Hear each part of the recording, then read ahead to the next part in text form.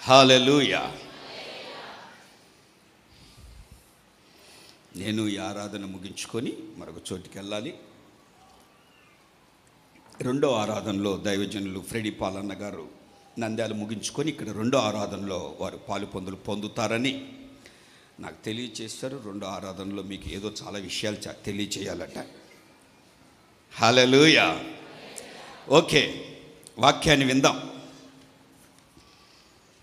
బిగ్గరగా చెప్పండి, హల్లెలూయా చెప్పండి.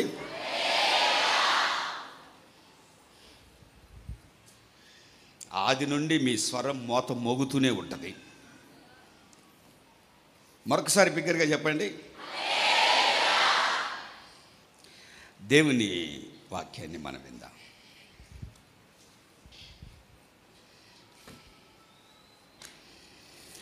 ఆమోసు గ్రంథం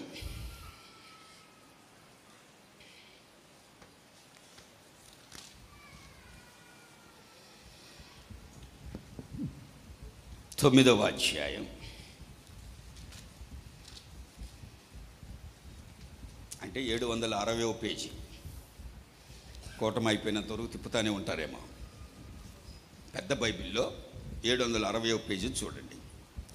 ఆమోస్ గ్రంథం 9వ అధ్యాయం 12వ వాక్యము ఒక వాగ్దానపూరితంగా మనకు కనపరచబడుతూ ఉంది. చదువుకుందాం. పూర్వపు రీతిగా దానిని మరలా కట్టుదును. చదువుమా. ఈలాగు జరిగించు యెహోవా వాక్కు ఇదే. రాబోవు దినములలో కోయువారు దున్నువారు వెంటనే వత్తురు, విత్తనము చల్లువారి వెంటనే ద్రాక్ష పండ్లు త్రొక్కువారు వత్తురు. పర్వతముల నుండి మధురమైన ద్రాక్ష రసము స్రవించును, కొండలన్నీ రసధారలగును. ఇదే యెహోవా వాక్కు. Praise the lord. Hallelujah, hallelujah. ప్రియ దేవుని బిడ్డలారా, ఒక ఆశీర్వాదకరమైన మాటలు. సంఘం అంటే సామాన్యమైన పరిస్థితులు కాదు. దైవజనుల్ని, అభిషక్తుల్ని పరిశుద్ధాత్మ దేవుడు ఆ దిశగా నడిపిస్తూ ఉన్నారు. ఈ వాక్యంలో పూర్వపు రీతిగా దానిని మరలా కట్టుదును, ఈలాగు జరిగించు యెహోవా వాక్కు ఇదే. దేవునికి స్తోత్రం కలుగును గాక. చెబుదాం అందరం హల్లెలూయా. మనము పితరుల కాలము నుంచి చూడగలిగితే ఇది ఒక ఆత్మీయతకు సంబంధించినటువంటి మాట. అంటే మనం కూడా రక్షింపబడ్డాం. ఇక్కడ 30, 35, 40 సంవత్సరాల విశ్వాస జీవితము చేస్తున్న హోసన్న మందిర విశ్వాసులు లేకుండా లేరు. ప్రారంభము నుంచి చూస్తూనే ఉన్నాం. ప్రియమైన వారులారా, మరి కొద్ది రోజులు చాలా ఆశీర్వాదకరంగా మన ఆత్మీయ జీవితాలు ఉంటాయి. మరి కొద్ది రోజులు ముసుగు వేయబడినట్టుగా కష్టాలలో కానీ, శ్రమల వలన కానీ, నిందల వలన కానీ, కొన్ని ప్రతికూల పరిస్థితుల వలన కానీ, కొన్ని శరీర క్రియల వలన కానీ, ఏదైనా కొంత ఆత్మీయ జీవితం బలహీనపరచబడుతుంది. మళ్ళా కొద్ది రోజులు బాగానే ఉన్నట్టుగా కనపరచబడతాం.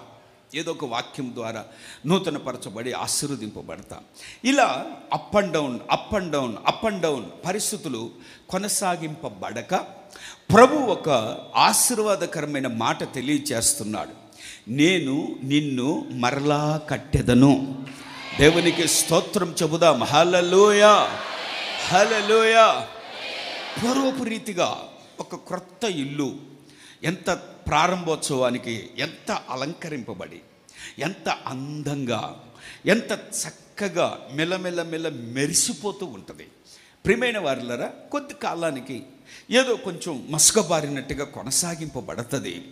అయితే యాజమాన్యము ఎక్కడ బీటులు పడ్డాయో, ఎక్కడ బలహీనంగా ఉన్నాయో వాటిని గమనించి సరిచేసుకొని పూర్వ వైభవములోనికి తాము నివసిస్తున్న గృహాల్ని తీసుకురావడం అనేది యాజమాన్యానికి ఉన్న బాధ్యత.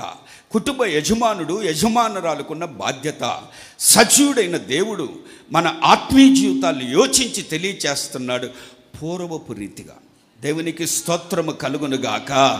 ప్రారంభములో ఉన్న ఉజ్జీవం, ప్రారంభములో ఉన్న ప్రార్థన, ప్రారంభములో ఉన్న సంఘ పరిచర్య, ప్రారంభములో ఉన్న సువార్త పరిచర్యలో ఉన్న పరుగు, ఇవన్నీ నూతన పరచుటకు మన దేవుడు నమ్మదగిన సహాయకుడై ఉన్నాడు.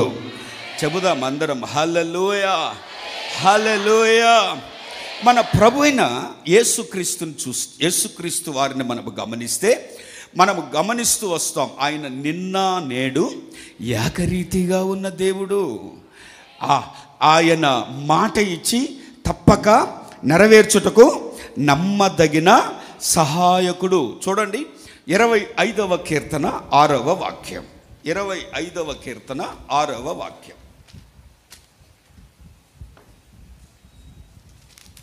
Praise the lord, praise the lord. యెహోవా నీ కరుణాతిశయములను జ్ఞాపకం చేసుకొనుము, నీ కృపాతిశయములను జ్ఞాపకము చేసుకొనుము, అవి పూర్వము నుండి ఉన్నవే కదా. దేవుని యొక్క సుగుణములను గురించి తెలియచేస్తున్నటువంటి మాట. హల్లెలూయా. నీ కరుణాతిశయములను జ్ఞాపకము చేసుకొనుము, నీ కృపాతిశయములను జ్ఞాపకము చేసుకొనుము, పూర్వము నుండి అవి నీకు ఉన్నవే కదా అని వాక్యం మనము చూస్తున్నాం. దేవుని యొక్క సుగుణాలు, ఒక సమయంలో కృప, మరొక సమయంలో కరుణ, ఇవి దేవుడు కొద్ది కాలము చూపించి కొద్ది కాలము మరలా ఆయన కోపము ఇట్లాంటి ప్రదర్శించేవాడు కాదు. ఆయనకున్న సుగుణములను గురించి వాక్యము చెప్పబడుతుంది. దీర్ఘశాంతుడు అన్నటువంటి మాట, కరుణా సంపన్నుడు అన్నటువంటి మాట, కృపాసత్య సంపన్నుడు అన్నటువంటి మాట. దేవునికి స్తోత్రము కలుగునుగాక. ఆ దయగలిగిన దేవుని యొక్క మాటలు మనము చూస్తే, దేవుడు తన హృదయపు అంతరంగాలు మన పట్ల కృప చూపించడానికి ఎల్లవేళలా కరుణాతిశయమును కృపాతిశయమును మనకు అనుగ్రహిస్తూనే ఉన్నాడు. నీ పట్ల నా పట్ల మార్పు లేని రీతిగా ఆయన ప్రేమ వాత్సల్యత మనకి కనపరుస్తున్న దేవునికి మహిమ కలుగునుగాక. అందుకనే ఆయన కృప, ఆయన కరుణ మరి మన పరిస్థితుల్లో, మన బ్రతుకుల్లో ఏదైనా దేవునికి విరోధమైన గడియ కానీ, విరోధమైన రోజులు కానీ, విరోధమైన సంవత్సరాలు కానీ ఏర్పరచబడితే ఆయన కృప మనకు దూరం చేయలా, ఆయన వాత్సల్యత మనల్ని విడిచిపెట్టలా. అందుకనే ఆయన కృప, ఆయన కరుణ ఈ దినాన ఆయన ముఖాంతరములో, ఆయన పాద సన్నిధి అనే చక్కటి ఆత్మ సంబంధమైన సహవాసములో సజీవులుగా మనల్ని చేర్చాడు. దేవునికి స్తోత్రం కలుగునుగాక. ఎప్పటికీ కూడా నీ పట్ల నా పట్ల చూపిన కృప కరుణ దేవుడు విడిచిపెట్టడు. అంతము వరకు నడిపించుటకైనా నమ్మదగిన సహాయకుడు.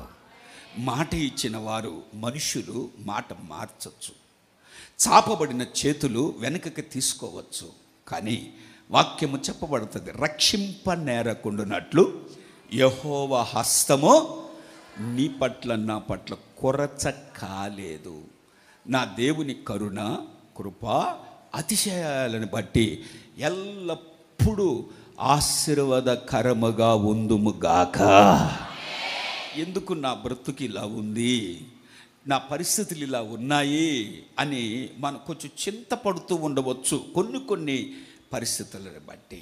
ప్రియమైన వారలారా, ఆ దినాన తొల్లిటి దినాల్లో, రక్షింపబడిన దినాల్లో ఏ కృపచేత నిన్ను నడిపించాడో, విగ్రహారాధన అనే శాపములోను, నామకార్థం అనే పరిస్థితుల్లోనూ, దిగసారిన తత్వాల్లోనూ, మరి లోక పాపం అనే బంధకాల చేతను పీడింపబడుతున్న మన పట్ల దేవుని కృప, ఆ సింహాసనము నుండి మన దగ్గరికి దిగి వచ్చిన కృప నేటి వరకు కూడా అనుగ్రహిస్తున్న దేవునికి మహిమ కలుగునుగాక. హల్లెలూయా.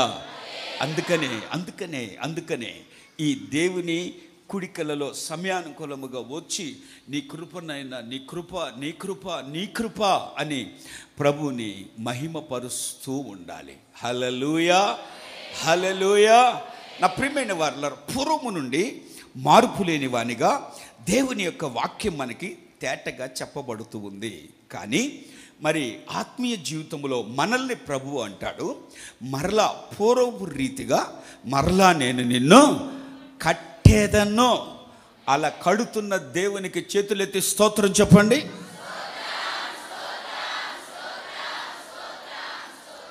ఆమేన్, హల్లెలూయా. చెబుదాం అందరం హల్లెలూయా, హల్లెలూయా. ఈ వాక్యంలో ఈ 9వ అధ్యాయం, ఆమోసు గ్రంథం 9వ అధ్యాయం 12వ వాక్యంలో చెప్పాను కదా ఇందాక, 760వ పేజీ అని తీయండి. 12వ వాక్యం మనం చదువుకుందాం. 11వ వాక్యం కూడా చదువుతాం. పడిపోయిన దావీదు గుడారమును ఆ దినమున నేను లేవనెత్తి దాని గోడను బాగు చేసి దాని పోయిన చోట్లను బాగు చేసి ఎదోము శేషమును నా నామము ధరించిన అన్య జనులందరినీ నా జనులు స్వతంత్రించుకొను. Praise the lord, hallelujah. ఈ వాక్యంలో మీరు కొంచెం జాగ్రత్తగా గమనించాలి. దావీదుని గురించి ఎన్ని మాటలు ఉన్నాయంటే, దావీదు నా స్నేహితుడు అని, దావీదు నా హృదయానుసారుడు అని. హల్లెలూయా. ప్రియమైన వారలారా, దావీదు పట్ల దేవుడు శాశ్వతమైన కృప, శాశ్వతమైన ప్రేమ, ఎవరితో పలకని ఆశీర్వాదపు మాటలు, తమ సంతానములో సింహాసనాసీనునిగా తప్పక ఒకడు ఉంటాడని నేటి వరకు కూడా వాగ్దానాన్ని దేవుడు నెరవేరుస్తూ ఉన్నాడు. సౌలుకు దూరము చేసినట్టుగా నీ సంతానానికి నా కృపని నేను దూరము ఇలాంటి దేవుని ఆశీర్వాదాలని దావీదు ఎంతో పొందుకున్నాడు. కానీ రాయబడిన మాట ఏంటంటే, పడిపోయిన దావీదు గుడారము. దేవునికి మహిమ కలుగును గాక. చెబుదాం అందరం హల్లెలూయా, హల్లెలూయా. ప్రియమైన వారలారా, గుడారం పడిపోతే ఏమంటారండి? అప్పుడు బాగునింది, పాడు దెబ్బగా అయిపోయింది.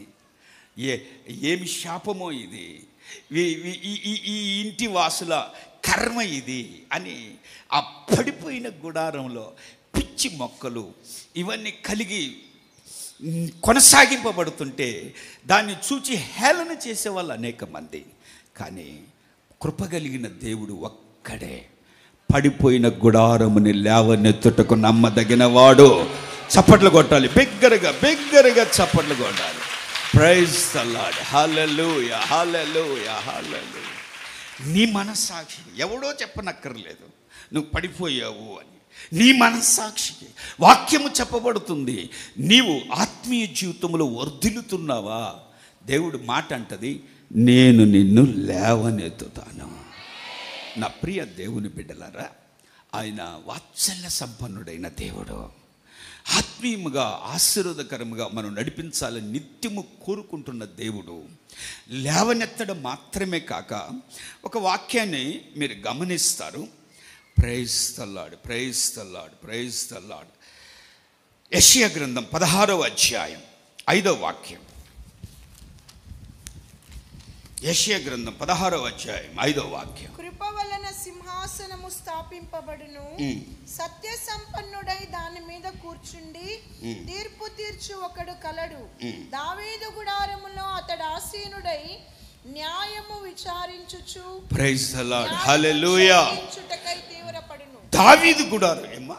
న్యాయం విచారించుచు, న్యాయము జరిగించుటకై తీవ్రించును, న్యాయం జరిగించుటకై తీవ్రించును. దేవునికి స్తోత్రం, హల్లెలూయా. హల్లెలూయా. పడిపోయిన గుడారము అని అంటూ ఉంటే లేవనెత్తిన దేవుని వాక్యము చెప్పబడుతుంది. దావీదట దేవుని గుడారములో ఆసీనుడై న్యాయము జరిగిస్తూ ఉన్నాడు. చెబుదాం అందరం హల్లెలూయా, హల్లెలూయా. ఇంకా లేఖనాల్లో చూస్తే హెబ్రీ పత్రికలు చదవనక్కర్లేదు, వినండి. అవిధేయత వలన మనము పడిపోతాం. అవిధేయత ఎప్పటి నుంచి వస్తుంది? ఒక గద్దింపుగానే. చూడండి, నాతాను ప్రవక్త దేవుడు దైవజనునికి తెలియచేశాడు దావీదు యొక్క పరిస్థితులు. ప్రవక్త వెళ్ళి దావీదుతో, మహారాజైన దావీదుతో, నీవు చేసిన పని తప్పు, నీవు ఇలాగ ప్రవర్తించకపోతే బాగుండేది, దేవుడు నీ మీద కోపగించుకున్నాడు.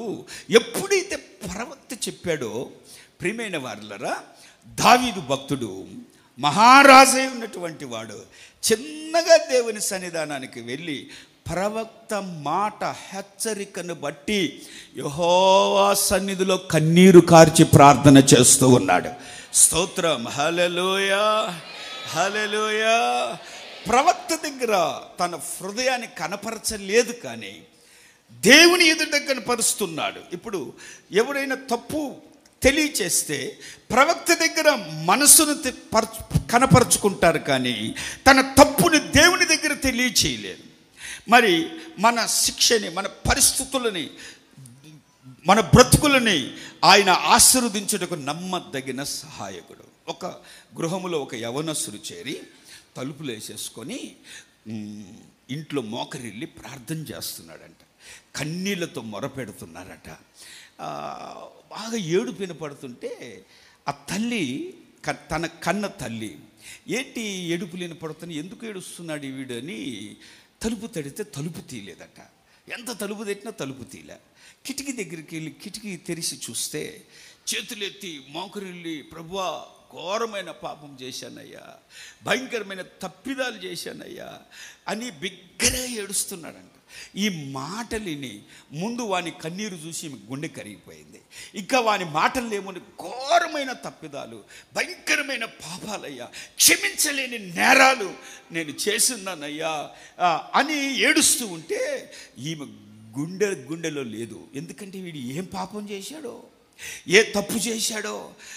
ఒరే ఏం చేసావురా చెప్పురా, ఏ పనికిమాలిన పనులు చేసావురా, ఏంట్రా అట్ట ప్రార్థన చేస్తున్నావు, ఏ కొంపలు కూల్చావో చెప్పురా అని అంటుంటే వీడి మటుకు ప్రార్థన చేస్తూ ఉన్నాడు. ఎంతసేపటికి తలుపు తీయడు, ఏడుపు ఆపడు, ప్రార్థన మానడు. ఇంకా వీడిని అడిగి లాభం లేదని భక్తిపర్రాలని తల్లి తన గదిలోనికి వెళ్ళి ఆమె ప్రార్థన చేయడం ప్రారంభించిందంట. ప్రభువా, ఆడు ఏం తప్పు చేశాడో నాకు తెలియదయ్యా, ఘోరమైన అంటున్నాడు, భయంకరమైన అంటున్నారు, ఎవరు క్షమించలేదు అంటున్నారయ్యా, నువ్వైనా నాకు చూపించు ప్రభువా, వాడిని నేను సరి చేసుకుంటానయ్యా, నువ్వైనా నాకు చూపించు. ప్రభువు మాట్లాడుతున్నాడంట. ఆడు చేసిన తప్పులు ఘోరమైనవేనమ్మా, అదేనయ్యా, ఏంటేవి తెలియజేయి ప్రభు అంటే, నాకు గుర్తు లేదమ్మా, ఎందుకంటే నన్ను క్షమించయ్యా అని కన్నీటితో ఏడ్చాడు కదా, నాకు ఏది ఇప్పుడు గుర్తులేదు. దేవునికి స్తోత్రము కలుగునుగాక. ఆ భయంకరమైన తప్పులు, పాపాలు ఇవన్నీ అతని కన్నీళ్ళ చేత కడగబడిపోయినాయి. తెల్లని హృదయం ఆయనకి ఇచ్చాను. తల్లి కదా ప్రభువా, నాకైనా చెప్పొచ్చు కదా, నువ్వు తల్లివే, సమయం వచ్చినప్పుడు ఎత్తి పొడుస్తావు. తల్లివైనా సమయం వచ్చినప్పుడు ఎత్తి పొడుస్తావు. నాకు గుర్తే లేదది. హల్లెలూయా, హల్లెలూయా.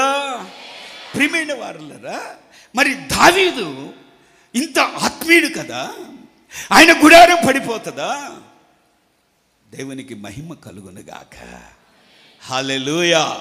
మరి వాక్యము చెప్పుతుంది, మరలా నేను కట్టెదను, ఎలాగునా పూర్వపు రీతిగా ఘనమైన స్థితిలో మన ఆత్మీయ జీవితాన్ని కట్టుటకు దేవుడు నమ్మదగిన సహాయకుడై ఉన్నాడు. ఇంకా పడిపోయిన దాని గోడలను నేను బాగు చేసేదను. ఆ వాక్యములో మనము చూస్తూ ఉన్నాం. చదవండి, దినవృత్తాంతాలు 2వ గ్రంథం 32వ అధ్యాయం 5వ వాక్యం. రాజు ధైర్యము తెచ్చుకొని, దినవృత్తాంతాలు 2వ గ్రంథం 32వ అధ్యాయం 5వ వాక్యం చదువు. రాజు ధైర్యము తెచ్చుకొని పాడైన గోడ యావత్తు కట్టించి గోపురముల వరకు దానిని ఎత్తు చేయించి బయట మరి ఒక గోడను కట్టించి దావీదు పట్టణంలో మిల్లో దుర్గమును బాగు చేయించెను. Praise the lord. హల్లెలూయా. ఈ వాక్యంలో రాజు ధైర్యము తెచ్చుకొని పాడైన గోడ యావత్తు కట్టించి, ఈ మొదటి వాక్యం చూడమ్మా. రాజు ఇట్టి నమ్మకమైన చర్య చూపిన తరువాత అష్షూరు రాజైన సన్హెరీబు వచ్చి యూదా దేశములో చొరబడి ప్రాకారపురముల ఎదుట దిగి వాటిని లోపరుచుకొని చూచెను. స్తోత్రం. హల్లెలూయా. దేవుని వాక్యం మనకి చెప్పబడుతుంది. సెనహెరీబు వచ్చి, అష్షూరు రాజైన సెనహెరీబు వచ్చి యూదా దేశంలో జొరబడి ప్రాకార పురముల ఎదుట దిగి వాటిని లోబరుచుకొన్న వాళ్ళని చూచెను అన్నటువంటి మాటలు లేఖనాల్లో మనము చూస్తున్నాం. శత్రువు ఆయన మన లోపలికి ప్రవేశించడానికి గల కారణం ఏంటంటే, గోడలు, ప్రాకారాలుగా ఉన్న గోడలు పడిపోయాయి. ప్రాకారము ఆత్మీయ తల్లి మేరక్క గారు మేము కొత్తగా సేవకు వచ్చినప్పుడు మాకు ఈలాగున పునాదులు వేశారు. ఇంటికి ప్రాకారాలు ఎంత ప్రాముఖ్యం. ప్రాకారం లేకపోతే రోడ్డు మీద చెత్త మన ఇంట్లోకి వస్తుంది. ప్రాకారం లేకపోతే అటు పోయే గేదెలు లోపలికి వస్తాయి కదా. ఇలాంటి పరిస్థితులు ఉంటాయి. ప్రాకారం ఉండాలి. ఈ ప్రాకారాన్నే అక్కగారు చెప్పేవారు, ప్రార్థన అనే ప్రాకారము. దేవునికి స్తోత్రము కలుగును గాక. చెబుదాం అందరం హల్లెలూయా, హల్లెలూయా. సిరియా జనులకి, సిరియా దేశపు రాజుగా అదే సమస్య. ఎంతసేపటికి ఆ దేశంలోనికి మనం ప్రవేశించలేకపోతున్నామే. ఏంటి వాళ్ళ బలం ఏంటి అంటే, అక్కడ ప్రార్థన చేసే దైవజనుడైన ఎలీషా ఉన్నాడయ్యా. అతను ఉన్నంత వరకు మనం లోపల ప్రవేశించడానికి లేదు. ఆ దేశం యొక్క ప్రాకారం ఎవరంటే ఒకే ఒక్కడు. ఇంత పెద్ద రాళ్ళు కాదు, అంత సిమెంట్ కాదు, అంత కాంక్రీట్ కాదు, అంత ఎత్తైన గోడలు కాదు. ప్రాకారముగా ఎలీషా ఒకడు. అతన్ని తప్పిస్తే అతని రాజ్యం ఈజీగా పడగొట్టబడుతుంది. అలాగే శత్రువు లోపలికి రావడానికి గల కారణం ఏంటంటే, ఏ వైపు గోడలు బలహీనంగా ఉన్నాయా, ఎక్కడ ప్రార్థన జీవితాలకి బీటలు పడ్డాయా. శత్రువు ఆ ప్రార్థనా జీవితానికి బీటలు పడిన చోటకి తప్పక ప్రవేశిస్తాడు. లేఖనాలు మనకి తేటగా చెప్పబడుతూ ఉన్నాయి. దేవునికి స్తోత్రము కలుగును గాక. చెప్దాం అందరం హల్లెలూయా.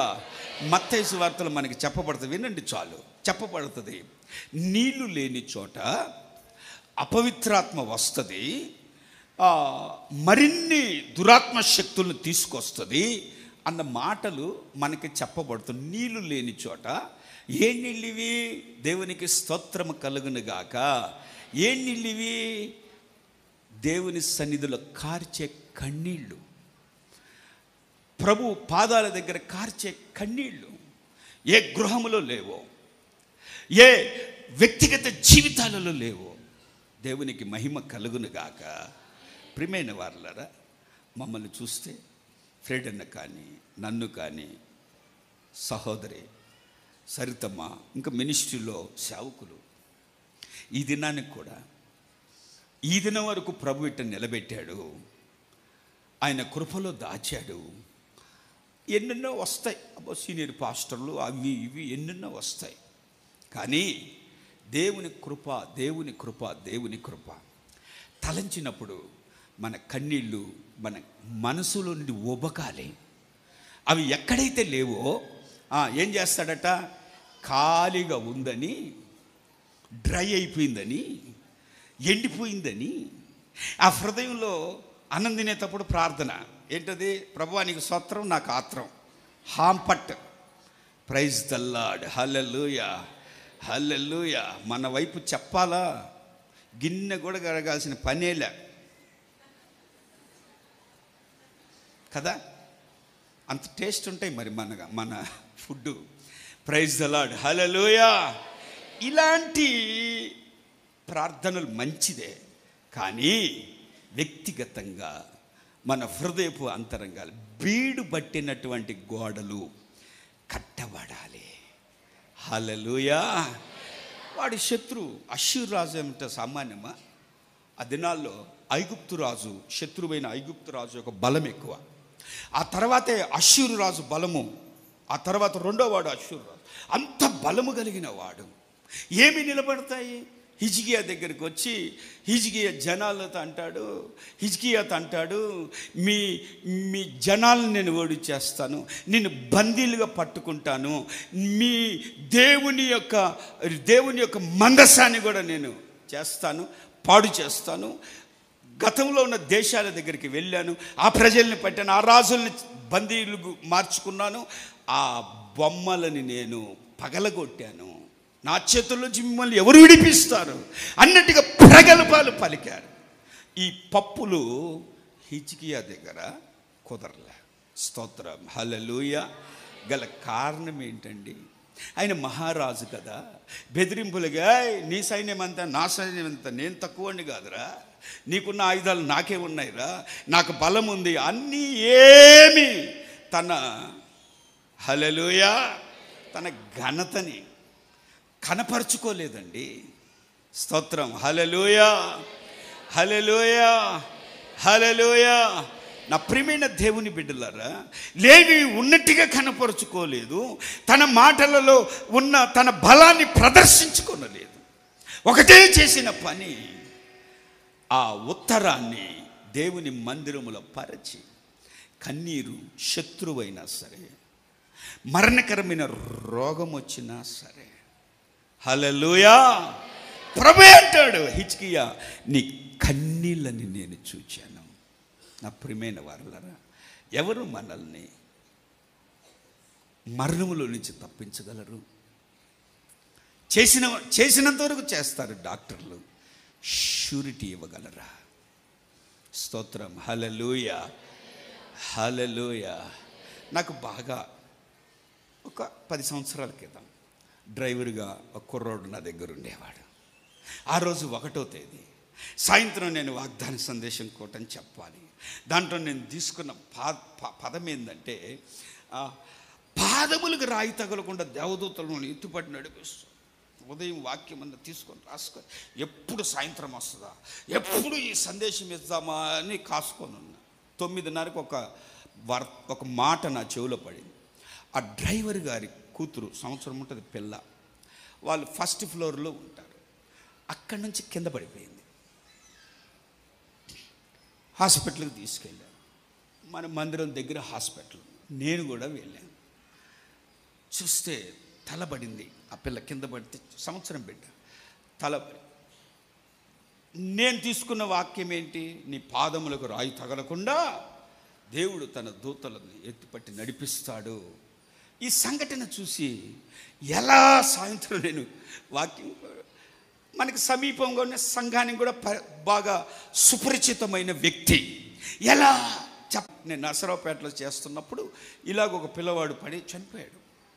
మనకి అప్పుడు వరదలు వచ్చాయి కదా, మేబీ 2009 అక్టోబర్ 2వ తేదీ. ఇక్కడ 1వ తేదీ వచ్చాయి బ్యాక్ స్లైడ్ వాటర్, శ్రీశైలం నుంచి వెనక్కి వెళ్ళిన వాటర్ ఇక్కడికి వచ్చి. ఆ దినాల్లో నేను ఇంత గుర్తెందుకంటే, ఆ పిల్లవాడిని బాడీ దగ్గర ఆ రాత్రంతా ఉన్నా నేను, అందుకని బాగా గుర్తు నాకు. 2009 సెప్టెంబర్ 2 రాజశేఖర రెడ్డి గారు చనిపోతే అక్టోబర్ 2 ఈ కార్యక్రమాలు జరిగాయి.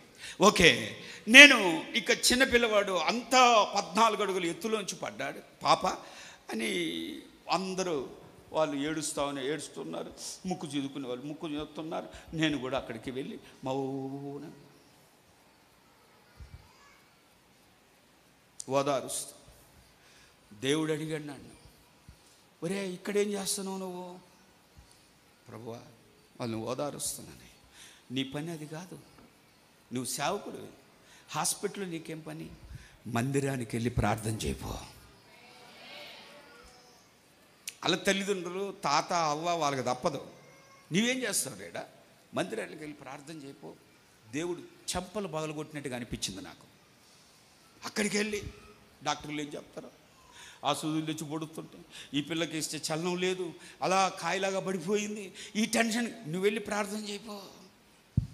తమ్ముని చెప్పాను, నాన్న నేను వెళ్ళి ప్రార్థన చేస్తాను నాన్న, దేవుడు బాగు చేస్తాడు అని చెప్పి వచ్చేసాను. మరలా 1 గంట ప్రార్థన చేసి ఏమైంది? ప్రైజ్ ది లార్డ్, హల్లెలూయా అన్న 3 గంటలకు చెప్తాను అన్నారన్న వాళ్ళు. ఓకే, మళ్ళా ప్రార్థన చేసి చిన్న బిడ్డండి, చిన్న పుట్టిన స్థితి నుంచి పాలుగా ఏది అన్నప్రాసన చేసే దగ్గర నుండి, తల వెంట్రుకలు తీసే దగ్గర నుండి, పేరు పెట్టే దగ్గర నుండి ఇవన్నీ మన చేతుల మీద జరిగి, నాకు దుఃఖం ఏంటంటే అదే చేతుల్లో నేను ఎలా గుంతలు పెట్టాలి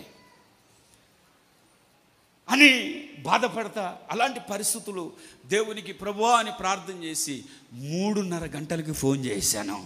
ఆ తమ్ముడు చెప్పాడు, అన్ని రిపోర్ట్లు స్కానింగ్లు అన్నీ చేశారన్న, చిన్న గాయం కూడా బిడ్డకి కలగలేదు.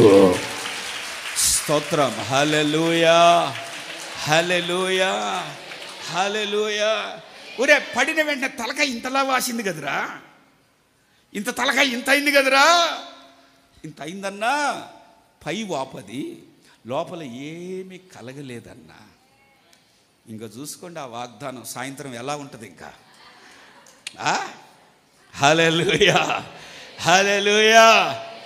ప్రియమైన వారలారా, సాతానుగాడు ఎక్కడ ఆ బీటలు ఉన్నాయో ఎవరి జీవితాలను కూడా చాలా జాగ్రత్తగా గమనించాలి. కుమార్తెలు, కుమారులు, భావి భవిష్యత్తు, ఉన్నత శిఖరాల మీద దేవుడు మిమ్మల్ని నిలపాలని ఆశపడుతూ ఉన్నాడు. స్తోత్రం. హల్లెలూయా. తల్లిదండ్రులు ఎంతగా ఊహించుకోగలరండి? నన్ను ఈ కొండ ఎక్కించు అంటారు, కానీ దావీదు ఏమంటున్నాడు? ఎక్కలేనంత ఎత్తైన కొండ ఎక్కించు. తల్లిదండ్రుల ప్రయాస ఎంతవరకు ఉంటుంది? కొంచెమే ఉండొచ్చు, ఇంకొంచెం ఘనంగా ఉండొచ్చు, ఇంకొక దేవుని యొక్క ప్రయాస అది కాదు. హల్లెలూయా. నీ రక్త సంబంధికుల మధ్య నీవే ఉన్నతంగా ఉండాలి. ఆ విధంగా దేవుడు ఆశీర్వదించగలిగిన వాడు. ఎప్పుడండి? దేవా, నువ్వు ఆశీర్వదిస్తే నేను ఆశీర్వదించబడగలనయ్యా, నీవు కనికరిస్తే నేను కనికరింపబడగలనయ్యా. ఆ కన్నీరు ప్రభు ఎదుట కనపరచబడాలి. హల్లెలూయా. ఇలా చేస్తూ ఉంటే మీరు చదవండి, నెహెమ్యా గ్రంథం 4వ అధ్యాయం. ఇదంత పేజీ 403, పేజీ నంబర్ 4వ అధ్యాయము 1వ వాక్యం నుంచి చదువుమా. మేము గోడ కట్టుచున్న సమాచారం విని సన్బల్లట్టు మిగుల కోపగించి రౌద్రుడై యూదులను ఎగతాళి చేసి. ఇక్కడ గమనించాలి, గోడ కట్టుచున్న సమాచారము విని, గోడ కట్టడము అంటే బీటులని సరి చేసుకోవడము. ఒక దిన శత్రువు కూల్చేశాడు, మరలా కట్టాలి. ఎట్ట కడుతున్నాడు? ఈ యొక్క నెహెమ్యా మొదటి అధ్యాయంలో మనకు తెలుసు కదా ఎట్ట కడుతున్నాడు ఆయన. దేవునికి మహిమ కలుగును గాక. చెబుదాం అందరం హల్లెలూయా, హల్లెలూయా. మొదటి అధ్యాయం 4వ వాక్యం. ఈ మాటలు వినినప్పుడు కూర్చుండి ఏడ్చి కొన్ని దినములు దుఃఖముతో ఉపవాసం ఉండి ఆకాశమందలి దేవుని ఎదుట విజ్ఞాపన చేసి తిని. నేను కూర్చుండి ఏడ్చి అంటే ఒక సెటిల్ అయ్యాడు. నన్ను ఈ మాట అన్నారే, ఒక్క మాట అంటే చాలు, మున్సిపాలిటీలో నీళ్ళైనా తగ్గిపోతాయి, కానీ బుడబుడబుడబుడ వచ్చేస్తాయి. దేశ విదేశాలకు ఫోన్లు వెళ్ళిపోతాయి. స్తోత్రం. హల్లెలూయా, హల్లెలూయా. ఎవరు ఓదారుస్తారు? అవునా, అట్టన్నాడా అని పెద్ద ఓదార్చినట్టుగా ఓదారుస్తారు. నేను అనుకుంటానే ఉన్నాను నీకు ఎట్లా జరుగుతుందని. వాళ్ళే జరిగిందిలే. సంకలు కొట్టే వాళ్ళు లేకపోలేదు, దుర్మార్గులు. Praise the lord. హల్లెలూయా. అందుకని ఈయనేం చేశాడంటే, ఈ నిందలు నా మీద తొలగిపోవాలంటే, నా గుండెల్లో ఈ దుఃఖము, మహా దుఃఖము, నా బ్రతుకుల విడుదల కావాలంటే, తొలగిపోవాలంటే, ఈ అవమానముల నుంచి తప్పించబడాలంటే, నేను అటు ఇటు పరిగెత్తడము కన్నా ఒక చోట సెటిల్డ్గా కూర్చొని, దేవునికి స్తోత్రం, ఆ కూర్చొని అన్న మాటలో గల కారణం ఏంటంటే, నా కన్నీరు ఏదైనా నేను విడిస్తే నీ పాదాల దగ్గరే కారుస్తాను ప్రభువా. హల్లెలూయా. ఎంత పని అండి ఇది, ఎంత పని. ఒక పట్టణపు ప్రాకారాలు కట్టబడాలి, పడిపోయిన దేవాలయము కట్టబడాలి. దుర్మార్గుడు దేవుని మందిరానికి వస్తాడు, వాళ్ళ కాలు చేతులు పడిపోను, వాడికి పెద్ద రోగం రాను, వాడు నోరు పడిపోను, ఈ శాపాలు గీపాలు ఏమీ లేవు. యేసన్న గారు చెప్పాలి. ఒక ఆమె, యేసన్న గారండి అటు బస్సులో ఇటు స్టార్టింగ్లో యేసన్న గారు సేవ ఇటు అటు, ఒక్కసారి మా ఊరికి రండి అయ్యా, దేవుడు వచ్చినట్టే ఉంటుందయ్యా మీరు వస్తే అంటే, వస్తాలేమ్మా ఎందుకు రాను అని ఆ రూట్లో వెళ్ళేటప్పుడు ఈ తల్లి అడిగింది కదా అని బస్సులో వెళ్తున్నప్పుడు ఆగి సడన్గా ఆగి దిగాడంట. ఆ తల్లి ఇంటికి వెళ్దాము, దేవుడు వచ్చినట్టే ఉంటుందన్నా, మేము ఆశీర్వదింపబడిపోతామని. ఆ పేరు తెలుసు కానీ ఇంటి పేరు తెలియదు, ఇల్లు తెలియదంట. ఈ గ్రామంలో ఎట్లా ఆమెను పట్టుకోవడము, సర్లే ఏదైతే దిగాడంట. దిగిన వెంటనే ఆ అమ్మ పేరు నాకు తెలుసు కానీ మళ్ళీ మీరు ఎక్కడ కనెక్షన్ అవుతారని పేరు చెప్పట్లా. స్తోత్రం, హల్లెలూయా, హల్లెలూయా. ఆ అమ్మ ఎదురుగునే ఉందంట అంత దూరం. అర్రే ఎతకపోయేది ఇక కాళ్ళకు చుట్టినట్టుగా భలే దొరికింది ఈమె, ఎదురుగా దేవుని చిత్తం అనుకుంటా ఉంటే, అయితే ఆమె పరిస్థితి వేరుగా ఉందంట. చీరట పెట్టుకొని రంకెలేస్తుందంట. ఆడి నోరు పడిపోను, వాడి చేతులు పడిపోను, వాళ్ళ కాలు చేతులు పడిపోను, బాస్ట్ మళ్ళీ ఇంగ్లీష్లో కూడా స్టూపిడ్ ఎదవా అని తిడతా ఉందంట. ఒరే మందిరంలో ఏమో ఆరాధన ప్రారంభిస్తే అంటది, ఇక్కడేమో చదువులేని మనిషి ఇంగ్లీషులో కూడా తిడుతుంది. ఇంగ్లీషు కూడా కాదు, ఇంకా కొద్ది సమయము కొంచెం ఒక్క 30 సెకండ్లు ఉంటే సంస్కృతంలో కూడా వెళ్ళిపోయిందంట. ఏ సంస్కృతం అది? ఏ సంస్కృతం? థిక్ స్మెల్ అంటే భయంకరమైన కప్పు, ఆ భాషలో కూడా వెళ్ళిపోయిందంట. ఇంకా యేసన్న గారు ఆమెను ఆపకపోతే ఈ భాషలు ఇంకా ఎన్ని వినాల్సి వస్తాయో నాయనా. అకా అకా ప్రైజలా చూసి యేసన్న గారు అన్నా ప్రైజ్ ద లార్డ్ అన్న, దేవుడు వచ్చినట్టే ఉందన్నా మా గ్రామంలోనికి, దేవుడే తీసుకొచ్చాడన్నా. ఇదొక డ్రామా. తిన్నగా ఇంటికి తీసుకెళ్ళి, ఎందుకమ్మా అంత బాధపడుతున్నావు అన్నా? దుర్మార్గులన్నా, నాకు గేదెలు ఉన్నాయి కదా, పేడేస్తే పిడకలు అంటించే గోడకి 2 పిడకలు కనపడలే ఉదయానికి. వాడి నోట్లో మట్టి పడును, వాడికి పశువాయు చూపు రాను, మళ్ళీ స్టార్ట్ చేస్తుందంట. అమ్మా ఆపు ఆపు. 2 పిడకలకి 2 పిడకలు కనపడలేదు. 2 ఇంకో కొంచెం గడ్డెక్కి వేస్తే పేడెక్కి వేస్తుంది కదా గేదె, 6 వేసుకోవచ్చు కదా పిడకలు. ఆ పేడ పిడకలకి నీ విశ్వాస జీవితాన్ని ఎందుకమ్మా పోగొట్టుకోవడం? హల్లెలూయా. వాళ్ళ మీద వీళ్ళ మీద పడి సావడం ఎందుకండి? నా స్థలం ఆ రంగును లాగేసుకున్నారు. పెళ్లి చేసేటప్పుడేమో మాయ మాటలు చెప్పారు, కూతుర్ని పంపించినప్పుడేమో రాసి రంపాన పెడుతున్నారు. ఎన్నెన్నో సమస్యలు వస్తాయి. ఈయనేం చేశాడు? గోడలు కూల్చిన వాళ్ళని పేర్లు తలంచలేదు, కషాయితనముగా మందిరాల్ని కూల్చేశారు. మనసారా ప్రార్థన చేసుకుంటున్న మందిరాల్ని కూల్చేశారు. ఇవన్నీ తలంచలేదు, కన్నీటితో ప్రార్థన చేస్తున్నాను.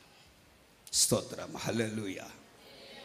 కట్టబడడానికి నా ప్రియ తల్లిదండ్రులారా, దేవుని బిడ్డలారా, ప్రభు గొప్ప రక్షణ ఇచ్చి ఈ ఘనమైన ఈ పరిచర్యలో మనల్ని చేర్చాడు. ఎందుకండి? ఎందుకు? పడిన స్థితిలో నుంచి నీవు లేవనెత్తబడాలి. కటకటా అంటున్న నీ సమస్యలు, అప్పుల సమస్యల నుంచి నువ్వు విడుదల పొంది అనేక మందికి పంచగలిగే శక్తిని నా దేవుడు నీ చేతులకు ఇవ్వాలి. నువ్వు చిన్నవాడివే కదా, ఈ స్థితి నీకెక్కడిది అంటే నా దేవుని దయా అని సమాజంలో నీవు నిలబడాలి. హల్లెలూయా. అందుకని కదా దేవుడు తీసుకొచ్చింది. ప్రియమైన వారులారా, ఇక్కడ 4వ అధ్యాయం 1వ వాక్యంలో మీరు చదువుకున్నారు కదా, చదవబడింది కదా, గోడ కట్టుచున్న సమాచారం విని ఎవడు కోపం వచ్చిందంట? మిగుల అబ్బో, మామూలు కోపం కాదు. రౌద్రుడై యూదులను ఎగతాళి చేసి. ఎలా? సాతాను గాడికి వస్తుంది ఇప్పుడు కోపము. నువ్వు ఎప్పుడు కన్నీళ్ళు విడుస్తావో ఆడికి ముఖము మాడిపోద్ది. ముందే అట్టుంటాడు వాడు. ఇంకా మాడిపోతే ఇంకెట్టుంటాడు? స్తోత్రం, హల్లెలూయా. మరి ఆ శక తగిలితే కోపం రాదండి? చెప్పాను కదా, నీరు లేని చోట మరిన్ని దురాత్మలను తీసుకొచ్చి భలే ఉంది రండిడా. ఈ ఫ్యామిలీలో 7 మంది ఉన్నారు, నేను ఒక్కడిని సరిపోను, ఇంకొక 7 మంది రండి. మనదొక ఫ్యామిలీ, వాళ్ళ టోటల్గా మనం ఈ ఇంట్లో ఉందాం. టీవీ మోతలు, రంకెలు, కోపాలు, పిల్లల్ని గదిలించిన బుస్సమని లేస్తారు. ఇదే మనకి తగిన చోటు. ఇక్కడ నీళ్ళు అనేదే అన్నదా. రండి, ఫ్యామిలీలుగా ఉందాం. ఇక్కడ కబురు పెడుతున్నాడు సాతాను గారు. ఎప్పుడైతే ఈ నీళ్ళు వచ్చాయో ఇక వాడికి స్థానం లేదు, కోపగించుకుంటున్నాడు. ఏమవుతున్నాడంట? రౌద్రుడు అవుతున్నాడు. ఇప్పుడు ఏం చేస్తున్నాడండి? ఎగతాళి. ఏమని? ప్రార్థన అంటే నీకు జవాబు వస్తుందా? హల్లెలూయా. మంత్రాలకి చింతకాయలు రాలుతాయా? ఇంకేందమ్మా అది? గాలిలో దీపం పెడితే వెలుగుతుందా? మనం చేయాల్సినవి మనం చేయాలి, భక్తిని మనం చేసేది చెయ్యాలి. హల్లెలూయా. ఆసా అనే ఒక రాజు, ఆయన ఏం చేస్తున్నాడో తెలుసా? బలము లేని వారికి, ఇలాగనే ఒక శత్రువు వస్తే బలము లేని వారికి సహాయము చేయుటకు నీకన్నా మాకు ఎవరున్నారయ్యా? మేము ఓడిపోకుండా మాకు సహాయము చేయే. ప్రార్థనలు అంటాడు, మేము ఓడిపోకూడదు. ప్రార్థన అంటే ఓటమి లేని విజయము. స్తోత్రం, హల్లెలూయా, హల్లెలూయా. నిన్ను డిస్కరేజ్ చేస్తాడు, ఎగతాళి చేస్తాడు, నీ ప్రార్థన పరలోకానికి చేరదు అని నిన్ను బలహీనపరుస్తాడు. ఇంకా ఏం చేస్తున్నాడు వాడు? 10వ వాక్యం చదువుమా. అప్పుడు యూదావారు బరువులు మోయు వారి బలము తగ్గిపోయెను, ఉన్న చెత్త విస్తారం గోడ కట్టలేము. ఈ సమస్య ఇక మాకు తొలగిపోదు అన్నట్టుగా వాడు హై డ్రామా నీ కళ్ళ ఎదుట తెలియచేస్తాడు. వాడికి కావాల్సి, యూదులంటే ఎవరండి? యూదు అంటే దేవునిని స్తుతించేవారు. అంతకుముందువే స్తుతి సోదరా గొంతు కోసిన మేకలాగా కేకలేసేవారు. ఇప్పుడు ఆ యూదా ఏమైపోయింది? ఆరాధన, స్తుతి ఆరాధన అంటే పడుకొని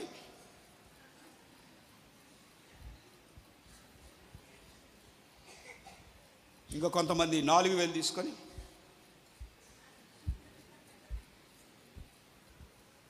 అంతకుముందేమో సదరా అనేవాడు. ఎప్పుడైతే ఈ సమస్య వచ్చిందో రుబుర్రోలు తిరిగినట్టుగా ఏమైంది ఆ నోరు? స్తోత్రం, హల్లెలూయా.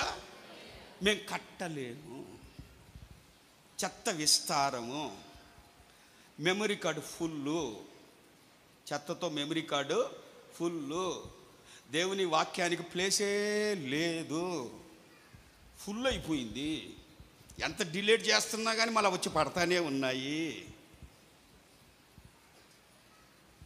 ఎవరో ఒకడు, నా అదృష్టం కుర్రోడు, నా అదృష్టము గట్టు తగిన గోదావరిలాగా ఉబ్బికి ఉబ్బికి ఉబ్బికి ఉబ్బికి పోతుంది, నాకు ఇలాంటి చక్కటి అందగత్తె నన్ను ప్రేమించడం ఏంటి అని పరవశించిపోతున్నాడంట వాడు. వీళ్ళిద్దరు మాట్లాడుకుంటా ఆ అమ్మాయి ఎక్స్క్యూజ్ మీ అనిందంట. ఏమ్మా, జస్ట్ ఫ్యూ మినిట్స్ అలా వెళ్ళి ఇలా వస్తాను, ఏదో ఆడపిల్లలకు అవసరం, ఎలా ఇల్లు, ఓకే ప్రొసీడ్. ఆ పిల్ల వెళ్ళింది. వీడికి ఉత్సాహం. బ్యాగ్ ఆడబెట్టింది, సెల్ ఫోన్ ఆడబెట్టింది. వీడు అనుకున్నాడు, నన్ను ప్రేమిస్తుంది కదా, ఏం రాసింది నా పేరు, ఏమి రాసింది, పెట్టుకుంటారు కదా, హనీ అని రాసిందా, లేకపోతే ఇంకేమైనా రాసిందా చూద్దామని ఆత్రంగా వీడు ఫోన్ చేశాడట ఆ పిల్లకి. ఆ పిల్ల ఫోన్ రింగ్ అయింది. బకరా 8 అని పెట్టుకుందంట. ఏం పెట్టుకుంది? బకరా 8. ఫ్యూజులు ఎగిరిపోయినాయి, పాలు ఫ్యూజులు ఎగిరిపోయినాయి. వీడికి ఏం అర్థమైందంటే, అంటే ముందు 7 మంది బకరాలు ఉన్నారు. మొత్తం వాళ్ళ క్రెడిట్ కార్డు పోయింది, బ్యాంక్ బ్యాలెన్సులు పోయాయి, అన్నీ పోయాయి. కనీసం నంచుకుని పప్పులో నంచుకుని అప్పడం కూడా ఈ బకరాగాడి నుంచే పోవాలి, పనికి మాలిన దాని దగ్గరికి. వీడు 8వ వాడు తగిలాడు. గోదావరి గట్టలు దిగినట్టుగా ప్రవహించినట్టు, అబ్బా నా అదృష్టం ఏంది అన్నాడు. మాకం ఫ్యూజులు మొత్తం పడిపోయినాయి. వెంటనే ఆ పిల్ల దాంట్లో కట్ చేసేసి నెంబర్ తీసేసి వీడి నెంబర్ చేసుకొని దండం పెట్టి వెళ్ళిపోయాడు. స్తోత్రం, హల్లెలూయా హల్లెలూయా. ఈ లోక సంబంధమైన వ్యవహారాలు ఎట్టుంటాయి. Praise the lord, hallelujah. ఈ వాక్యంలో మనం చదవబడిన మాటని వాళ్ళు అంటారు, మేము కట్టలేము, మా బ్రతుకులు ఇంతే, నెత్తి మీద కర్మ రాసుకొని మా కర్మ మా కర్మ మా కర్మ. దేవుని నమ్మినా కానీ కర్మ సిద్ధాంతం క్రింద మనము నలగాలని దేవుడు పిలవలేదు. నీ కర్మ అనే శాపాన్ని ఆయన సిలువ ద్వారా ఎత్తి వేసి, సిలువ మరణము ద్వారా విజయోత్సాహాన్ని దేవుడు మనకు అనుగ్రహిస్తూ ఉన్నాడు. స్తోత్రం, హల్లెలూయా. మాకు కట్టలేము, మా వల్ల కాదు. క్రైస్తవ డిక్షనరీలో ఆ పదము లేనే లేదు. మన దేవునికి సమస్తమును సాధ్యం. సాధ్యం. పడిపోయి ఉండొచ్చు, బీడులు పడి ఉండవచ్చు, నిస్సహాయులు ఉండవచ్చు, అదో పాతాళం వరకు కృంగిపోయి ఉండవచ్చు. నీ కన్నీటి ఓట నా ప్రభువు చూస్తే, స్తోత్రం, హల్లెలూయా. అధః పాతాళం నుంచి ఉన్నత శిఖరాలలో అవమానపరచబడిన వారే తలలు ఎత్తి చూచేటట్లుగా ఘనపరచుటకు దేవుడు నమ్మదగిన సహాయకుడు. కర్నూలులో టైం స్పీడ్గా వెళ్తుందా అట. స్తోత్రం, హల్లెలూయా. 4వ అధ్యాయం 15వ వాక్యం. వారి యోచన మాకు తెలియబడిననియు దేవుడు వారిని దానిని వ్యర్థము చేసిననియు మా శత్రువులు సమాచారము వినగా మాలో ప్రతివాడును తన పనికి గోడ దగ్గరికి వచ్చెను. కట్టలేము అనుకున్న వారు ప్రార్థనా పూర్వకంగా ముందుకు వెళ్ళారు. ఎగతాళి చేసిన వారిని, నవ్విన వారిని, సన్మల్లటుడు టోబియా అన్న వారి ఆలోచనలని దేవుడు చెడగొట్టాడు. ఒక సమాచారం విన్నారు, ప్రార్థన ద్వారా ఒక సమాచారం విన్నారు. ఇప్పుడు మరలా గోడ కట్టుటకు వస్తూ ఉన్నారు. 18వ వాక్యం. మరియు కట్టువారిలో ఒక్కొక్కడును తన కత్తిని నడుమునకు బిగించుకొని గోడ కట్టుచు, కత్తిని నడుముకు బిగించుకొని, స్తోత్రం, హల్లెలూయా. దేవుని వాక్యం అనే 2 అంచుల ఖడ్గం నడుముకు బిగించుకొని, దేవుని వాక్యము కొరకుగా నడుము కట్టుకొని, స్తోత్రం, హల్లెలూయా, కట్టుటకు పూనుకుంటూ ఉన్నారు. దేవుడు చేతులతో ప్రారంభించాడు, అదే చేతులలో దేవుడు ముగింప చేయును గాక. చెబుదాం అందరం, హల్లెలూయా హల్లెలూయా హల్లెలూయా. ప్రియ దేవుని బిడ్డలారా, మరలా నేను కడతాను పూర్వపు రీతిగా. ఆ విధంగా మీ ఆత్మీయ జీవితాలని దేవుడు కట్టి లేపును గాక. చెబుదాం అందరం, హల్లెలూయా. మరొక మాట కూడా చదవండి. రాజులు 2వ గ్రంథం 23వ అధ్యాయం.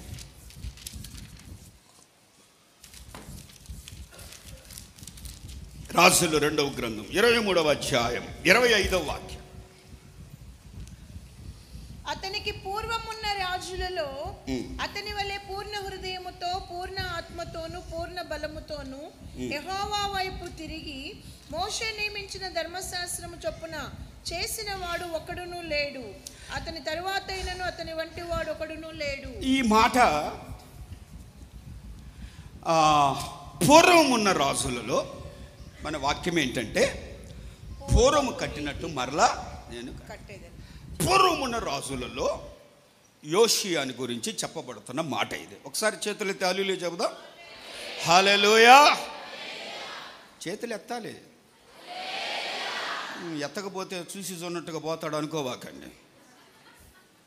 మరొకసారి బిగ్గరగా హల్లెలూయా. పూర్వం ఉన్న రాజులలో ముందున్నవారు కానీ అతని తర్వాతగా వారు కానీ అతని వంటి వారు మరొకరు లేరు అన్నటువంటి వాక్యం, దేవుని మాటలు చక్కగా మనకి పూర్ణ హృదయముతో, పూర్ణ ఆత్మ, పూర్ణ బలంతో యెహోవా వైపుకు తిరిగి మోషే నియమించిన ధర్మశాస్త్రము చొప్పున చేసిన వాడు ముందు కానీ వెనక కానీ అటువంటి వాడు లేడు. ఏంటి, ఇతను యోషియా 8 సంవత్సరాల వయసులో రాజయ్యాడు. వాళ్ళ నాన్న చనిపోతే 8 years old, 8 సంవత్సరాలలోనే రాజయ్యాడు. అంటే పెద్దగా అనుభవం కూడా ఏమీ లేదు. స్తోత్రం, హల్లెలూయా. అటువంటి వ్యక్తి చక్కగా దైవ జ్ఞానాన్ని పొందుకొని విగ్రహాలని, అంతకుముందున్న విగ్రహాలని, అంతకుముందున్న నామకార్థమైన జీవితాలని ఇవన్నీ తొలగించి శుభ్రపరిచి దేవుని నామ మహిమపరచబడేటట్లుగా దేవుని సన్నిధి కలిగినటువంటి వ్యక్తి ఈ హోషియా. ప్రైజ్ ద లార్డ్, హల్లెలూయా. అయితే ఈ 23వ అధ్యాయం 29వ వాక్యాన్ని మీరు గమనించండి.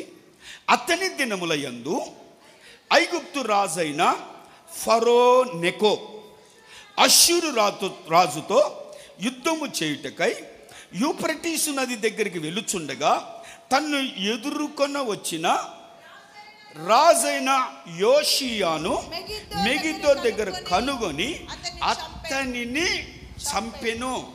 ఈ యోషియాని గురించి తలలు పైకెత్తి వినాలి దేవుని మాట.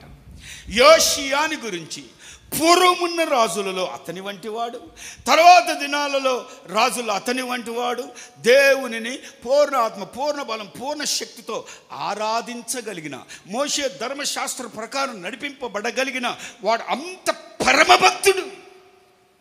ఈ పరమభక్తుడైన యోషియా అష్షూరు రాజు చేతులలో చచ్చాడు.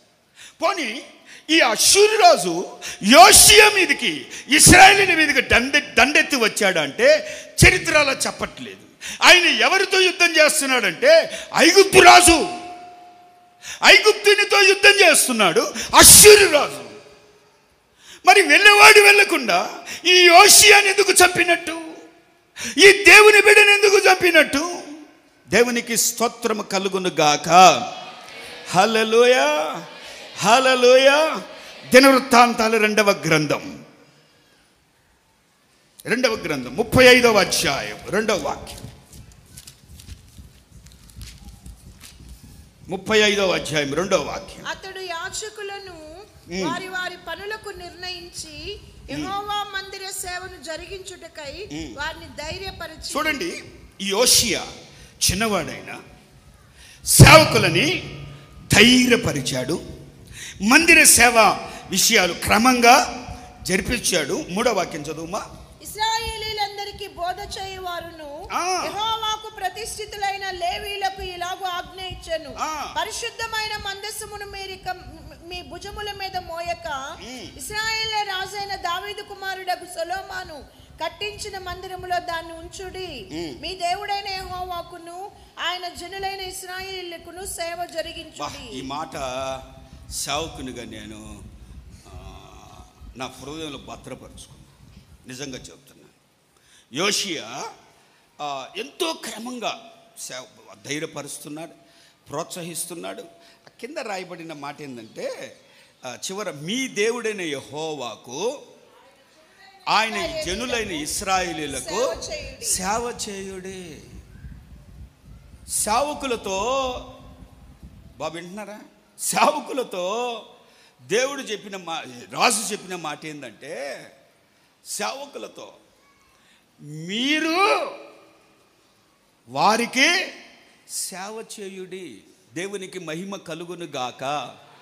హల్లెలూయా, హల్లెలూయా.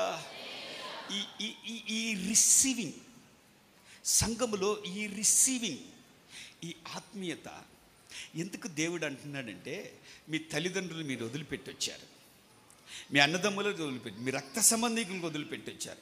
100 నేను మీకు ఎవరిని ఇస్తాను? తల్లిదండ్రులను, అన్నదమ్ములను, అక్క చెల్లెలను ఇస్తాను. వారెవరు? మీరు ఒక్క తల్లిని ఒక్క తండ్రిని వదిలిపెడితే ఇంతగా, అక్కడ 100 ఉంది, ఇక్కడేమో 5000 స్తోత్రం. హల్లెలూయా, హల్లెలూయా. కుమార్తెలని, కుమారులని, అన్నదమ్ములని, అక్క చెల్లెలని ఎందుకు ఇచ్చాడో ఆ రిసీవింగ్ ఎంత చక్కగా చెప్తున్నాడో లేవీయులతో. దేవునికి మహిమ కలుగును గాక. వారికి, జనులకి, దేవుని జనులకి అని ప్రోత్సహిస్తూ తెలియచేస్తూ ఉన్నాడు. అంత మాత్రమేనా? ఇంకా లేఖనాలలో మనము చూస్తే 16వ వాక్యం చదువుమా. 16.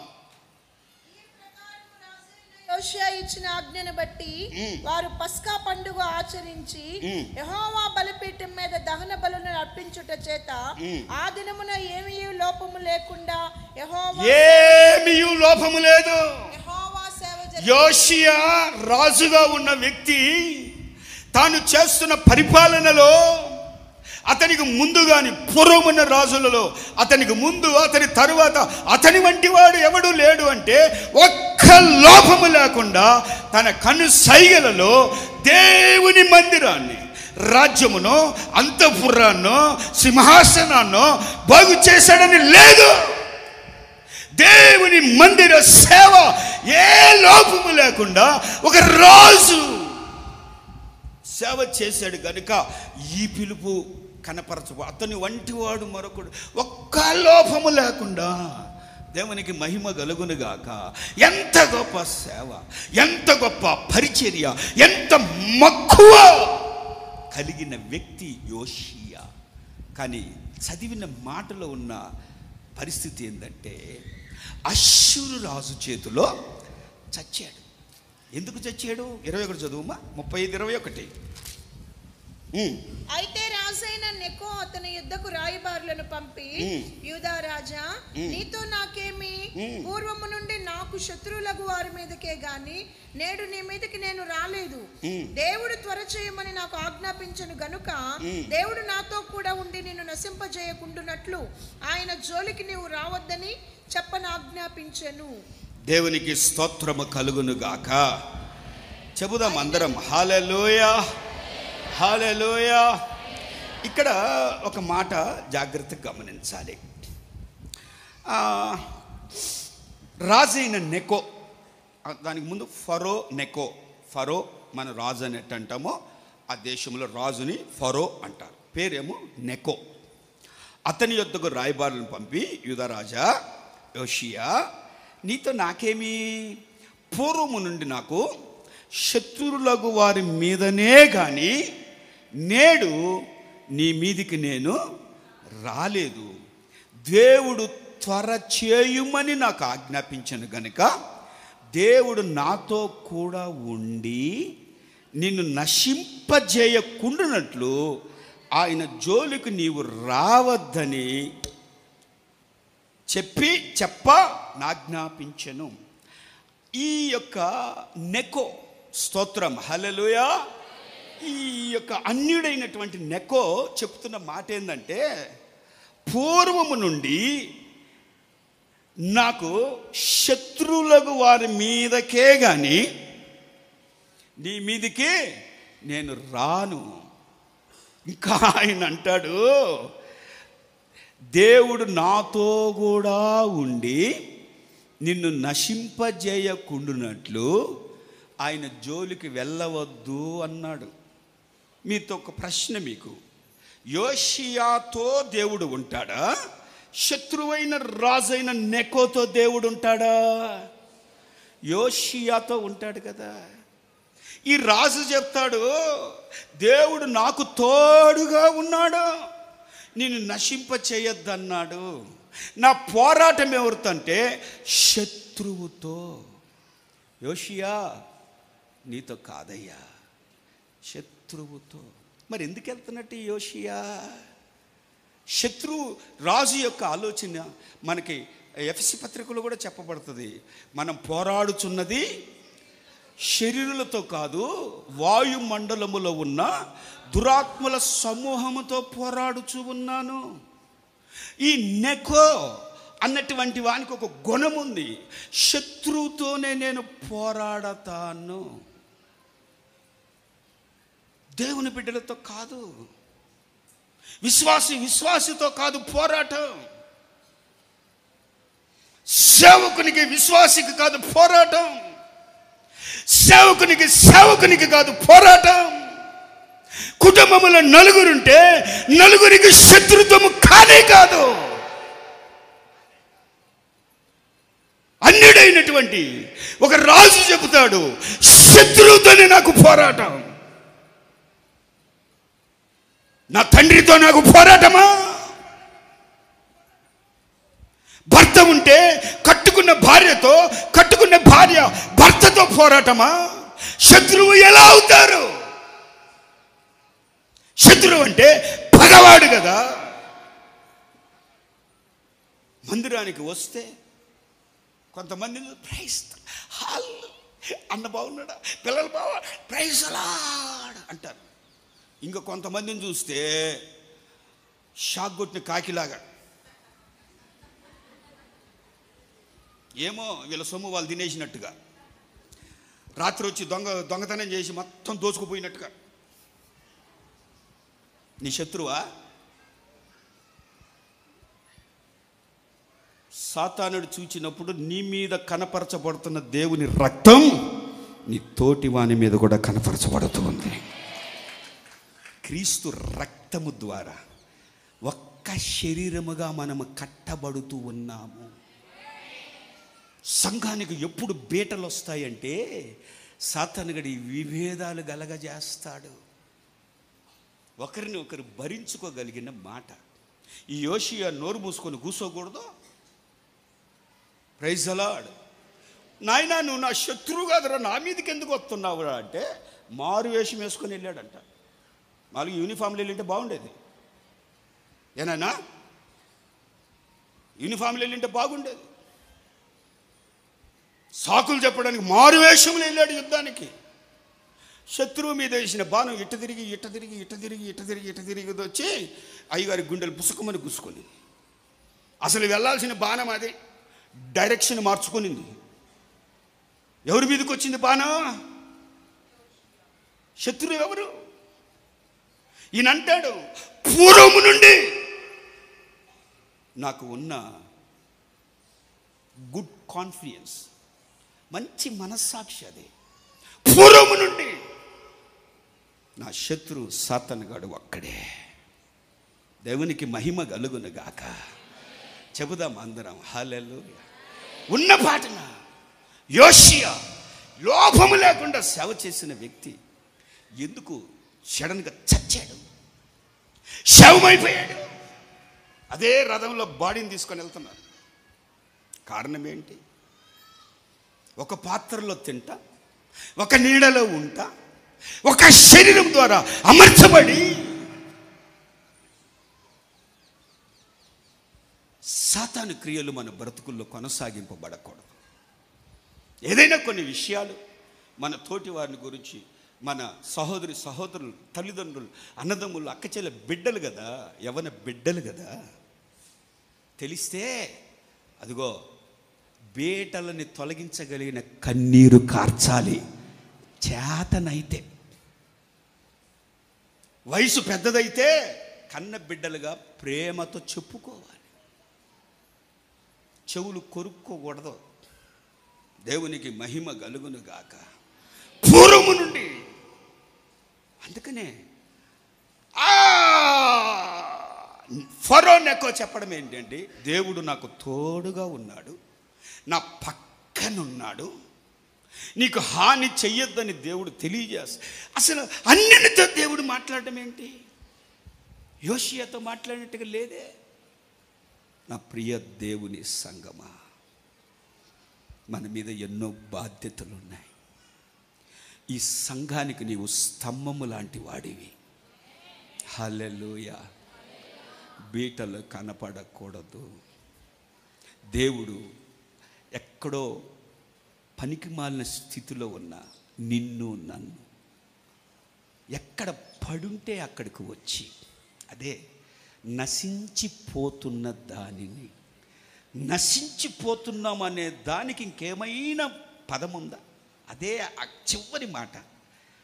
అలాంటి మనల్ని దేవుడు లేవనెత్తాడు, ప్రభు సన్నిధిలో మనల్ని చేర్చాడు, సంఘ బాధ్యతలు మన మీద పెట్టాడు.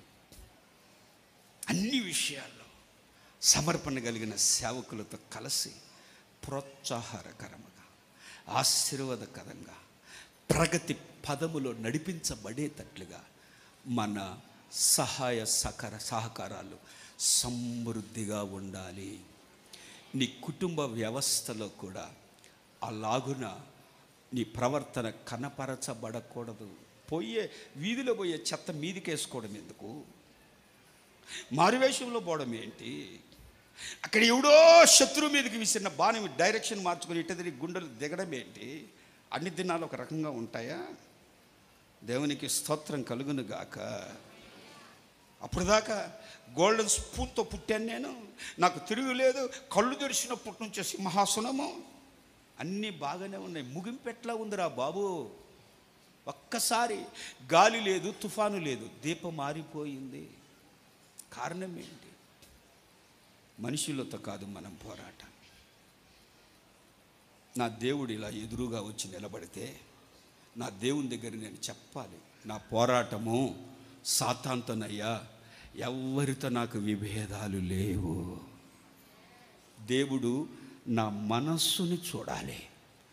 ఆయన హృదయపు అంతరంగాలు ఎరిగిన దేవుడు నా మనస్సుని చూడాలి. ఎవరండి మనకి శత్రువులు?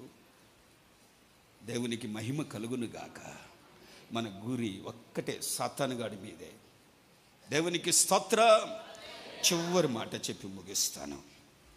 ఒక 5 నిమిషాలు మీకంటే నాకే అర్జెంటు. సమూయేలు మొదటి గ్రంథం 9వ అధ్యాయం 9వ వాక్యం. ఇప్పుడు ప్రవక్తయగు పేరు నొందిన వాడు అక్కడ పూర్వము దీర్ఘదర్శి అనిపించుకుని సమూయేలు గురించి వినండి. సమూయేలు మొదటి గ్రంథం 9:9. ఒక్క 3 నిమిషాలు నేను ముగిస్తాను. ఒకసారి బిగ్గర గాలిలో చెప్పండి. మళ్ళా చదువమ్మా. అప్పుడు ఇప్పుడు అన్న పదం ఉంటుంది అక్కడ. ఇప్పుడు ప్రవక్త అని పేరు నొందినవాడు పూర్వము దీర్ఘదర్శి అనిపించుకుని. పూర్వము తలలు పైకెత్తాలి. పూర్వం ఎవరైనా దీర్ఘదర్శి, ఇప్పుడు ప్రవక్త. దీర్ఘదర్శి నుంచి ప్రమోషన్, దీర్ఘదర్శి నుండి ప్రవక్తకి ప్రమోషన్. అప్పుడు దీర్ఘదర్శి, ఇప్పుడు ఒక ఆత్మీయ జీవితంలో ఒక ఎదుగుదల వచ్చింది. ప్రవక్త అంటే పరిశుద్ధాత్మని పొందిన వ్యక్తి. ఆత్మీయ జీవితంలో ఒక ఆశీర్వాదం, ఒక ప్రమోషన్, ఒక ఎదుగుదల, ఒక అభివృద్ధి కనపరచబడుతుంది. పూర్వం అట్లున్నాడు. పూర్వం నమ్మకస్తుడే. పూర్వం పాటిస్తే చించి పడేస్తాడు. చించి కాదులే, బాగా పాడతాడు. పాట చించడం ఏంటి? హల్లెలూయా, బాగా పాడతాడు. ఆ తర్వాత ఎదుగుదల లేదు. పూర్వం బాప్తిజాల తొట్టిలో, నాకు తెలిసినప్పటి నుంచి అదే బాప్తిజాల తొట్టి. బాప్తిజాల తొట్టిలో బాప్తిజాలు పొందారు, మారు మనసు పొందారు. ఆ తర్వాత మళ్ళీ ఎదుగుదల లేదు. 10 సంవత్సరాలని, 20 సంవత్సరాలని, 30 సంవత్సరాలలో అదే పరిస్థితి.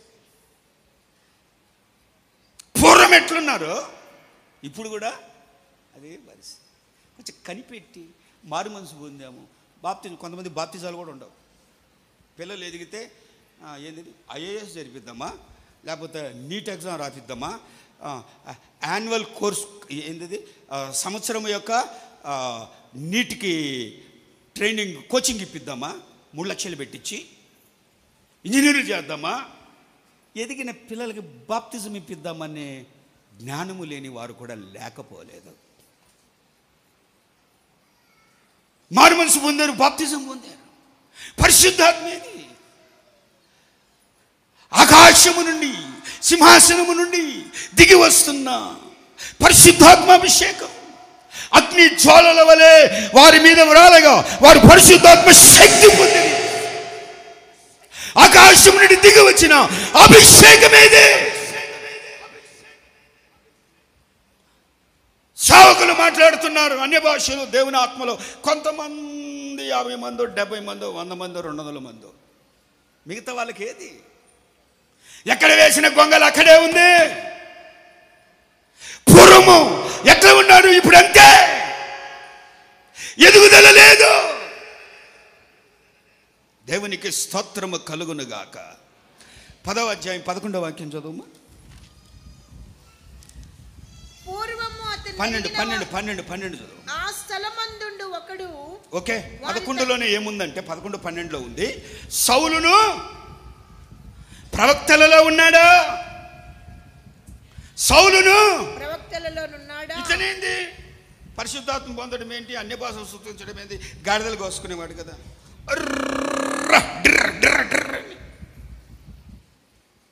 గాడిదలు మోపలు పెట్టేవాడు, గడ్డేసేవాడు, కుడిది పెట్టేవాడు.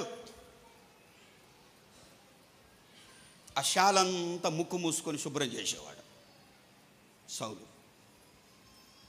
ఇప్పుడు ఎక్కడున్నాడు? ప్రవక్త అయిన సమూయేలు దగ్గరికి వచ్చాడు. ఇప్పుడు ఎక్కడున్నాడు? ప్రవక్తలలో ఉన్నాడా? అతని నోట అన్య భాషలేంటి? గ్రోతింగ్ ఒకటి. నామకార్థ సంఘంలో ఉన్నావు, శుభ్రంగా వాళ్ళు తుడిచినా తొడవకపోయినా తుడుచుకొని కూర్చొని పోతా ఉండవు. ప్రారంభించిన ఒక గంటకొచ్చి ముగింపుకు ఆమెన్ అంటే నా అర్జెంటుగా వెళ్ళిపోయి నామకార్థమైన జీవితం. ఇప్పుడు ఏది? ఆ ప్రమోషన్ ఏది? అభివృద్ధి ఏది? ఇంకా మనకు అందరికీ తెలిసిన మాట, పూర్వము నేను దూషకుడును హింసకుడును హానికరుడనైన నన్ను నమ్మి ఈ పరిచర్య నాకు ఇచ్చిన నా దేవునికి కృతజ్ఞత కలుగును గాక. పూర్వం ఏముందట? నోరు తెరిచి చెప్పాలి మీరు. ఏముంది పూర్వం? దూషణ, హాని. ఏదండి మనకి హాని చేసేది? ఏది? త్రాచుపామా, విషసర్పాల, తేళ్ళ? అంత భయంకరమైన వ్యక్తిని నేను.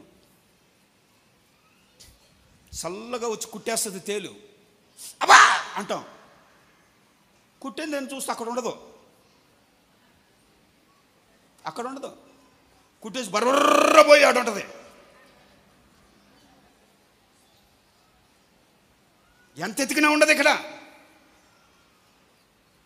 ఒక టీచర్ గారు చెప్పారు నాకు, క్లాస్ చెప్తుంటే స్కూల్లోనా తేలుగుట్టిందన్నా ప్రార్థన చేయన్నా, చంపారా దాన్ని, కనపడలేదన్నా. పిల్లలంతా చెప్పు తీసుకొని ఎత్తుకుతా ఉన్నారు. ఎక్కడుంది తేలు? ఏమి ఎరగనట్టుగా అక్కడికి వెళ్ళి తోక మట్టుకు లేపి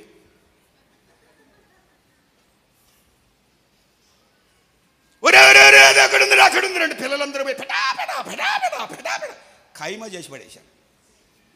హానికరుని కుట్టేది కూడా తెలియదు, ఎవరు కుట్టిందో కూడా తెలియదు, ఎవరు పుల్లలు పెట్టిందో తెలియదు, ఎవరు అగ్గి పుల్ల వేసిందో కూడా తెలియదు. అటువంటి వ్యక్తినిరా నేను. పూర్వం అది పూర్వం. ఈ కళ్ళతో నా యేసయ్యని చూచాను, ఈ చెవులతో నా దేవుని స్వరాన్ని విన్నాను. పూర్వమున్న మృగము నాలో ఇప్పుడు లేదు. పూర్వమున్న ఇంకా చెప్పాలా, బూతులు లేవు. నా ప్రియ దేవుని బిడ్డలారా, మన దేవుడు పూర్వము నుండి నమ్మదగిన సహాయకుడు. హల్లెలూయా హల్లెలూయా అంటాడు. నాలో లేవు. ఈ వ్యక్తిని దేవుడు, ఈ వ్యక్తి అంటాడు, ఎక్కడికి వెళ్ళినా నా దేవుడు నన్ను విజయోత్సాహముతో ఊరేగించుచూ ఉన్నాడు. మరలా నేను కడతాను పూర్వపు రీతిగా. ఒక మాట, కన్నీళ్లతో కట్టబడుతుంది. రెండవ మాట, శత్రువు సాతానుగాడు ఒక్కడే. సమాధానకరమైన అనుభవాల్లో మనం నడిపింపబడాలి. నీ పక్కింటి వాడు శత్రువు కాదు, నీ కొలీగి శత్రువు కాదు, సంఘ విశ్వాస శత్రువులు కాదు, సాతానుగాడు ఒక్కడే. అలాంటి ఆలోచన కలిగిన వాని పక్కన దేవుడు నిలిచింటాడట. మూడవ మాట, మనలో ఒక ఆత్మీయ ఎదుగుదల కనపరచబడాలి. దేవుడు తెలియచేస్తున్నాడు. దిశగా దేవుడు ఆశీర్వదించునుగాక. అందరూ లేచి నిలబడండి, చిన్న ప్రార్థన చేసుకుందాం. త్వరగా త్వరగా త్వరగా.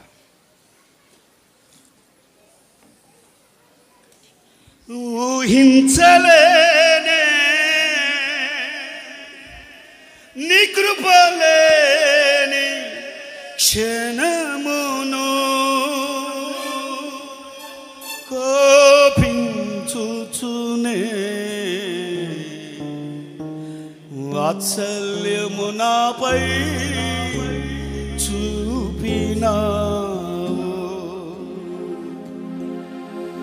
నా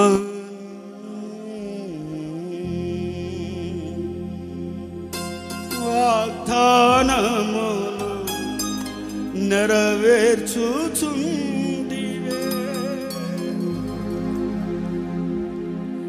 నాతో నీవు చేసిన నిబంధనలన్నీయు నెరవేర్చు. అందరూ తెలిసి పాడాలి. నీతో చేసిన తీర్మానములు స్థిరపరచి. అందరూ తెరిచి, నీవు చేసిన నిబంధనలన్నీయు నెరవేర్చుచుంటివే.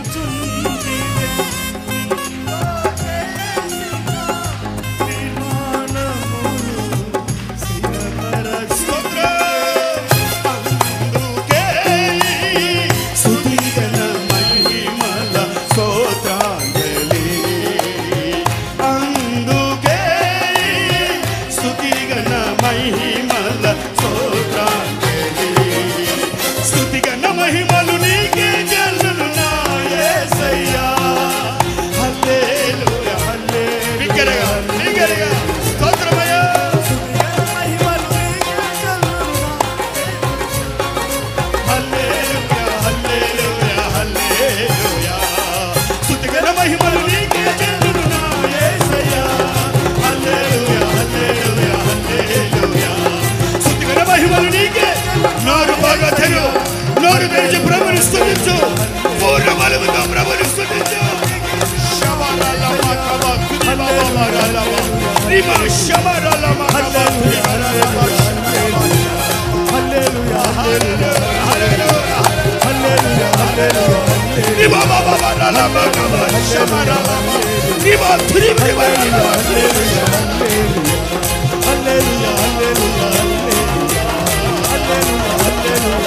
పరిశుద్ధాత్మ పరిశుద్ధాత్మ పరిశుద్ధాత్మ అభిషేకము నింపబడాలి నింపబడాలి.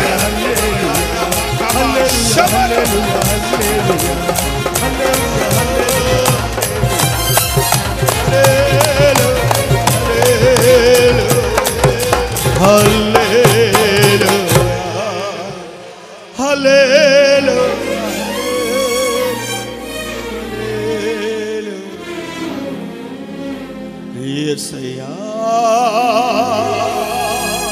యేసయ్యా యేసయ్యా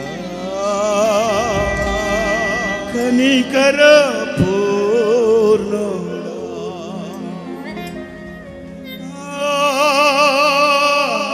హల్లెలూయా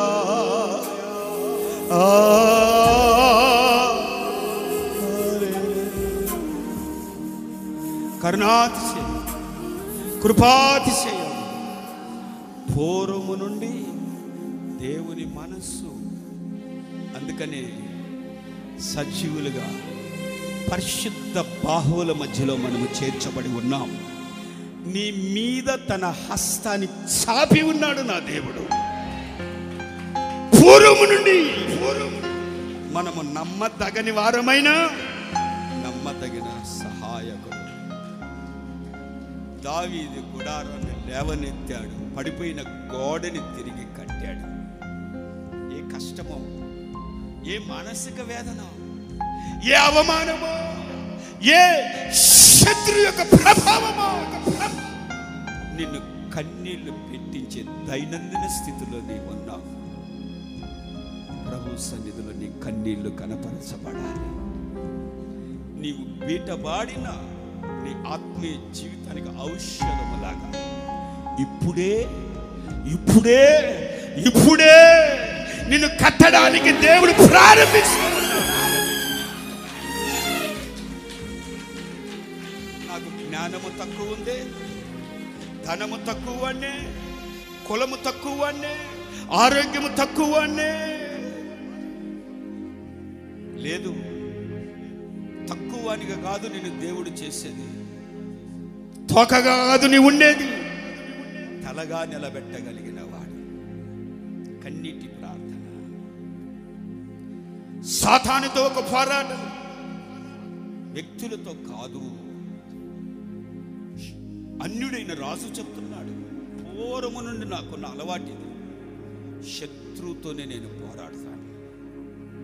దేవుడు నా ప్రక్కన నిలిచి నన్ను బలపరుస్తాడు. దేవుడు క్షమించకపోతే మనం నిలబడే వాళ్ళమా? దేవుని మనస్సు మనకి ఎందుకు రావట్లేదు? నీ భార్య నీకు శత్రువు కాదు సహోదరుడా, నీ భర్త నీకు శత్రువు కాదు, కన్న తల్లిదండ్రులు నీకు శత్రువులు కాదు, తోటి విశ్వాసులు శత్రువులు కాదు.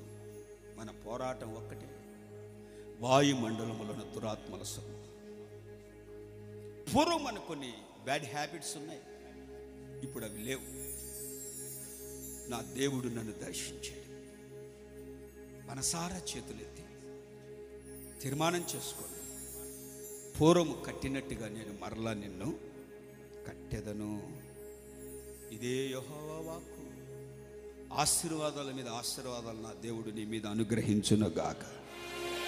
సేవకులు ప్రార్థన చేస్తున్నారు, ఆ ప్రార్థనలో ఉన్న దీవెనలు నా దేవుడి నీ మీద కుమ్మరిస్తూ ఉండగా చేతులెత్తి ప్రార్థనలో ఏకీభవించండి.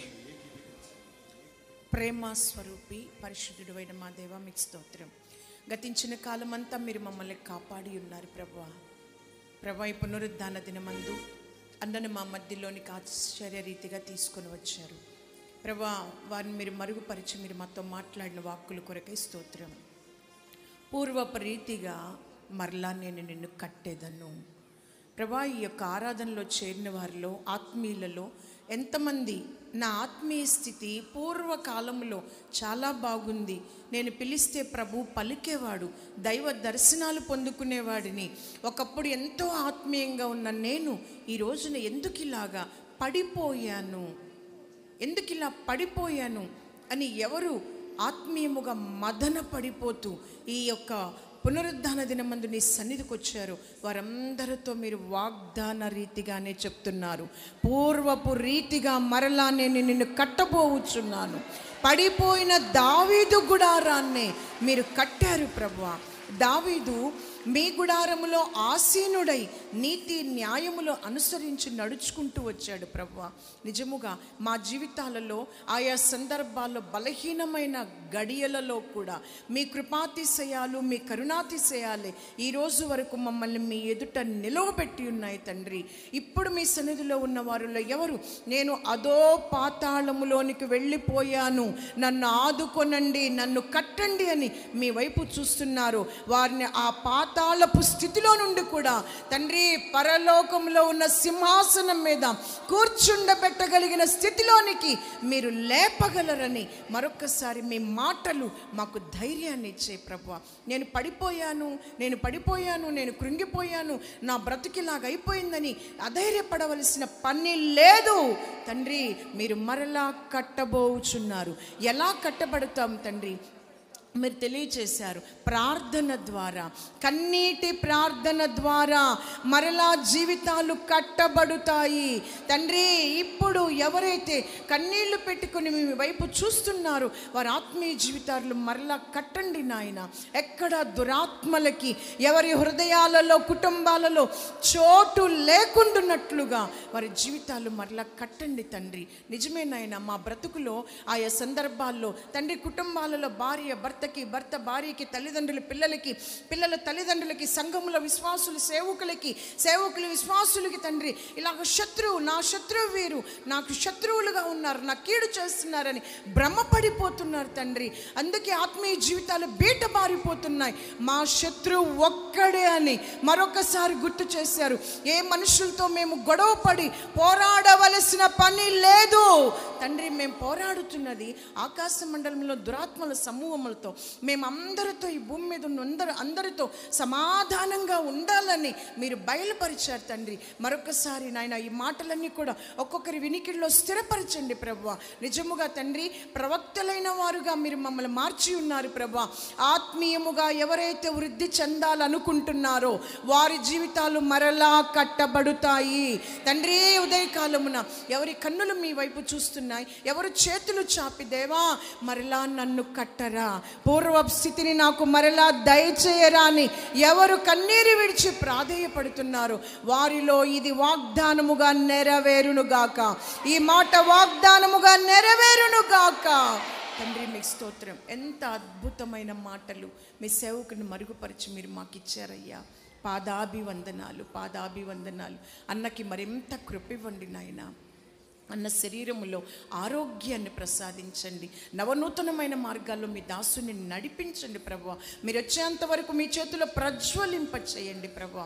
ఈ పునరుద్ధానపు ఆరాధనలో మా ఆరాధన మీరు అంగీకరించారు. పునరుద్ధానపు శక్తితో మమ్మల్ని నింపినందుకొరకై స్తోత్రం, స్తోత్రం. మీ రహస్య రాకడ కొరకు మమ్మల్ని అందరినీ సిద్ధపరచమని త్వరలో రానయ్యున్న యేసుక్రీస్తు ప్రశస్తమైన నామంలో అడిగి వేడుకొనుచున్నాము తండ్రి. ఆమేన్. ప్రభువైన యేసుక్రీస్తు కృప, తండ్రి అయిన దేవుని ప్రేమ, పరిశుద్ధాత్మ అన్యోన్య సహవాసం ఈ ఆరాధనలో చేరి వచ్చిన బిడ్డలకి, ఈ లైవ్ కార్యక్రమాన్ని ద్వారా వీక్షిస్తున్న బిడ్డలకి, ఈ ప్రాంతములో సేవ చేస్తున్న సేవకులకి సదాకాలం దేవుని కృపాక్షేమములు తోడై నడిపించునుగాక.